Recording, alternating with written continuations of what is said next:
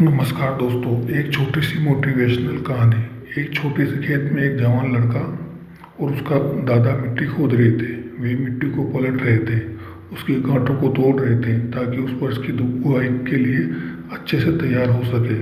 उस काम में काफ़ी कड़ी मेहनत थी, लेकिन उनके सभी प्रयास एक अच्छी फसल प्राप्त करने के लिए आवश्यक थी। बूढ़ा आदमी अपने 70 की उम्र में भी अच्छी तरह से कड़ी मेहनत कर रहा था।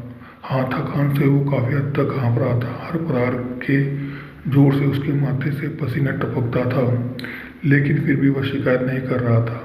उसका पोता, जो महज 17 साल का था, तंदुरुस्त और ताकतवर, वह मिट्टी को पलटने और गांठों को तोड़ने में लगती मेहनत और ताकत के लिए कोसता। फिर वहाँ खड़ा होकर वह हाँफता और थोड़ी देर के रुक जाता।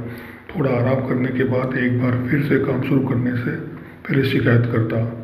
थोड़ी देर बाद युवा पौधा देखता है कि उसके दादाजी ने जितना काम कर जमीन को तैयार किया, वो खुद ने तैयार की जमीन से बहुत ज़्यादा है।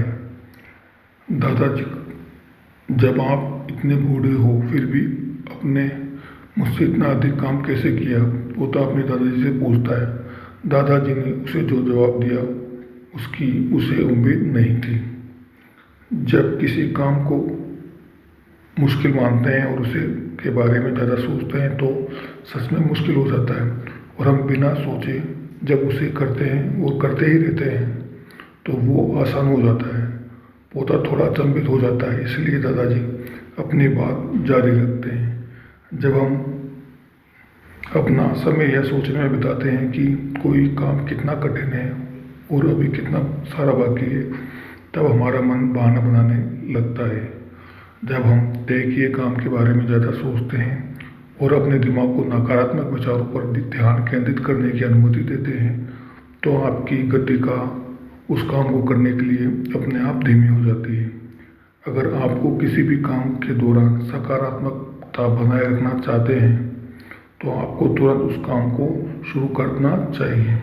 और अगर देखना और सोचना है तो जितना आप आगे बढ़े, यानी कि जितना काम आपने अच्छे से ख़त्म कर लिया, उसे देखें, ना कि जो बाकी है उसे उसके बारे में विचार करें। ऐसा करने से एक सुखद और सकारात्मक एहसास आपको उस काम को लगातार करते रहने की ऊर्जा देता रहेगा।